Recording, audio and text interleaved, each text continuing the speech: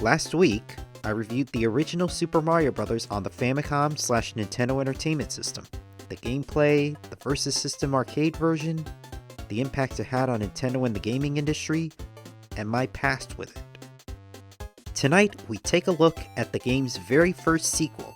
It's the Japanese Super Mario Bros. 2 tonight on Gaming Delight.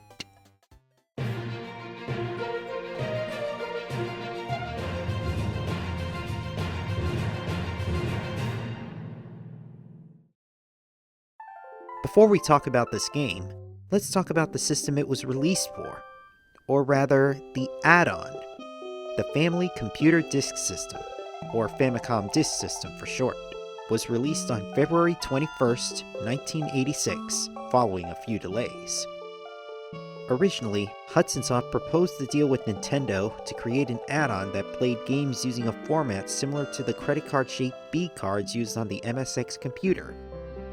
But once it was determined that the technology was too expensive, Nintendo passed on the proposal. But they were still interested in a format that would be cheaper than the cartridge format and store bigger games. They decided on floppy disks, namely Mitsumi's Quick Disk. Each disk holds up to 128 kilobytes of storage, 64 on each side. These disks could even be taken to kiosks to be rewritten with new games at a lower price point. Among the launch titles were a port of Super Mario Bros., as well as the Hyrule Fantasy, Zelda no Densetsu, better known as The Legend of Zelda, a game that took up the entirety of the disk space. 4 months after the disk system launched, Nintendo released the first official sequel to their most popular Famicom game, Super Mario Bros. 2, on June 3rd, 1986. Upon boot up, you can see it's very similar to the first game in terms of graphics, though the text is now slightly shadowed to make them more visible to the human eye. The same was done for the Versus System arcade version of Super Mario Bros. In fact, Super Mario Bros. 2 is full of elements from Versus Super Mario Bros., but we'll get to those later. Super Mario Bros. 2 is single player only, but you can choose to play as Mario or Luigi. What's more, they each have their own unique abilities in this game. Mario has his standard abilities from the first game. Luigi's friction on the ground isn't as good as Mario's, but he does have the ability to jump higher. In the background, trees, bushes, and clouds are given eyes. There are also springboards which help the plumbers leap past large gaps. The red ones from the first game are standard, but the green ones, new to the series, the Super Springs, let them cover longer stretches than usual. Oh, and did I mention this game is extremely difficult? Well, that would just be putting it mildly. There are long gaps, forcing a player to take a leap of faith. Starting in World 4, the green piranha plants are replaced with red ones that pop out of pipes more quickly and only stop once you're on top of their pipes. Later stages feature more aggressive Hammer Brothers. They keep advancing. Some areas have wind, making it harder for the plumbers to progress. And of course, there are poisonous mushrooms, including one in the first stage of the game. It's the first sign that Nintendo isn't showing any mercy in this game. Eat a poison mushroom, and you either shrink down or lose a life. Nintendo even emphasized the game's difficulty, with a "For Super Players" label gracing the cover of the game, and the commercials. スーパーマリオブラザーズ2はさすがディスクで面白い。下手くそ。When Nintendo of America's product analyst Howard Phillips tested this game to see if it would fit well in the States, he lost his first life to a poisonous mushroom. All of these difficult aspects of the game, as well as its similarities to the first game, would have put the Mario franchise and the newly resurrected video game industry in North America at a great risk. Back to the game. Like in the first game, there are warp zones to take it to later stages, but 2 of them can do the exact opposite. For instance, in World 3-1, you can find a warp zone sending you back to World 1, though there is a small pit that you can choose to fall into to return to an earlier part of the stage. There are, however, a few perks. In the first game, once you get a game over, you start over from the very beginning, unless you hold A and press start on the game over screen. Then you start over from the beginning of the world in which you lost your last life. In Super Mario Bros. 2, you don't need the code. Out of the box, except for World 9, you have the option of either starting from the very beginning or starting from the beginning of the world, and you get unlimited continues. In World 8-4, the final stage, before you deal with Bowser, you have to get past the fake Bowser, who is said to be his twin brother. You can just walk right past him, or you can shoot him with fireballs if you're Fire Mario. Once you go through the struggle of beating Bowser in World 8 without warping, you get to play the hidden World 9. The first, second, and fourth stages of World 9 are underwater based. The third is castle based and features a fake Bowser halfway through, though it takes place outdoors. The fourth stage has very few enemies and no obstacles whatsoever. Instead, you get a series of blocks in the shape of Japanese characters and an exclamation mark. They're actually a message to the players as thanks for playing. Keep playing until you lose your last life. After beating the game 8 times, noted by the number of stars on the title screen, you unlock 4 bonus worlds, A through D. Hold the A button on the title screen and it's off to World A-1. Some of these stages are even trickier than the standard ones, namely World C-4. It's similar to World 7-4, but with even more obstacles. Especially the second section with a hanging fire bar, which has a block on either side, making it virtually impossible to get past it without losing a power-up. To me, it is by far the toughest level in the history of the Mario franchise.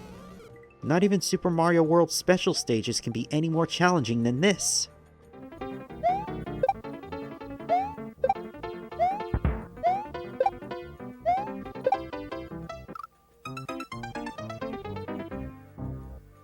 World D-4, the final stage of the whole game, is more of a breather than 8-4.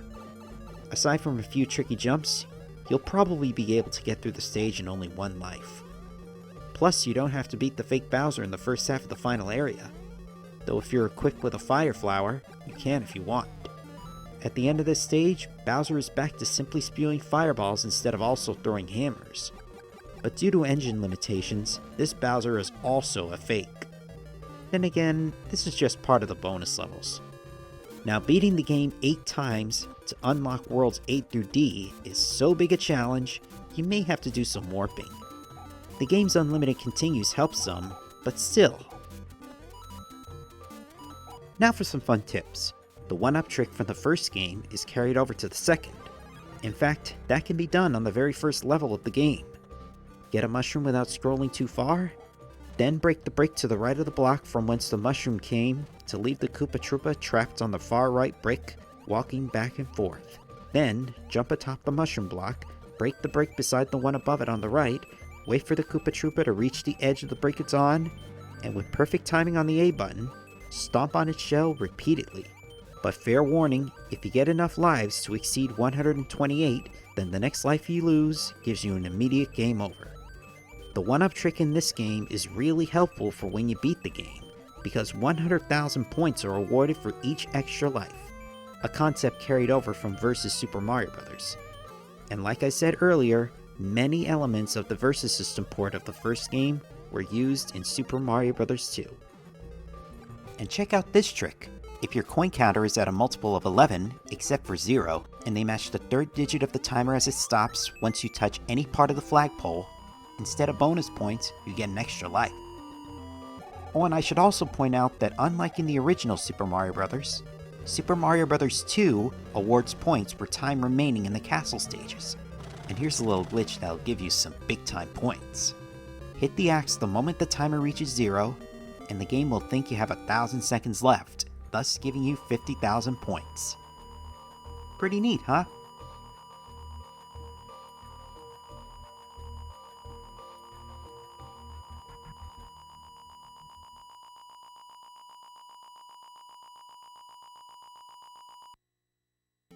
Overall, despite its similarities to the first game and its high difficulty, Super Mario Bros. 2 became the Famicom Disk System's best-selling game. It sold over 2.5 million copies in Japan. But like I said earlier, when it was sent to Nintendo of America's headquarters in Redmond, Washington, Howard Phillips tested it out and balked at its difficulty. He relayed it to his superiors, who quickly agreed and decided on something more accessible to Western gamers, but that's a topic for my next review. Now, despite the difficulty of Super Mario Bros. 2 for the Famicom Disk System being overwhelming, it's still fun to play. And like I said in my retrospective, I think Nintendo made the right decision in not releasing it for the NES in the West, and instead releasing a completely different game by replacing its characters with Mario characters. With the industry still making a comeback at the time, it just made sense. But again, that's a story for the next review. But as for modern reviews, reception was mixed. When IGN was shown Luigi's lower ground friction and ability to jump higher, they felt that even though they were a significant change, the controls were still, quote, cramped and crippled with either Mario or Luigi. Others considered the game the black sheep of the franchise. As with the first game, this game would see re-releases over the years.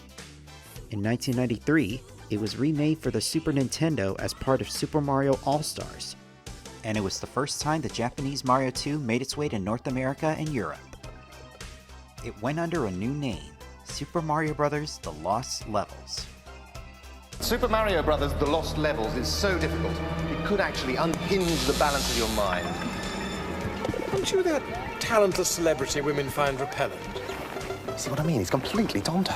It was also thrown in as an unlockable bonus for Super Mario Bros. Deluxe on the Game Boy Color in 1999. But unlike with the original version, these remakes have save features, making the game a bit easier. And all the bonus levels are missing in Super Mario Bros. Deluxe. In 2004, the game was released on the Game Boy Advance as part of the Famicom Mini Collection in Japan. As with the first game, it's totally compressed. Then along came the first North American release of the original challenge on the Wii Virtual Console in 2007. It soon reached the Wii U and 3DS Virtual Consoles and the Nintendo Switch Online service. If you feel like taking a challenge or just want to play for the sake of playing Mario games, the Japanese Super Mario Bros. 2 is definitely worth playing, especially in its re-releases. And please stay subbed for my review of the Western Super Mario Bros. 2. Thanks again for watching Gaming Delight. Until next time, happy gaming!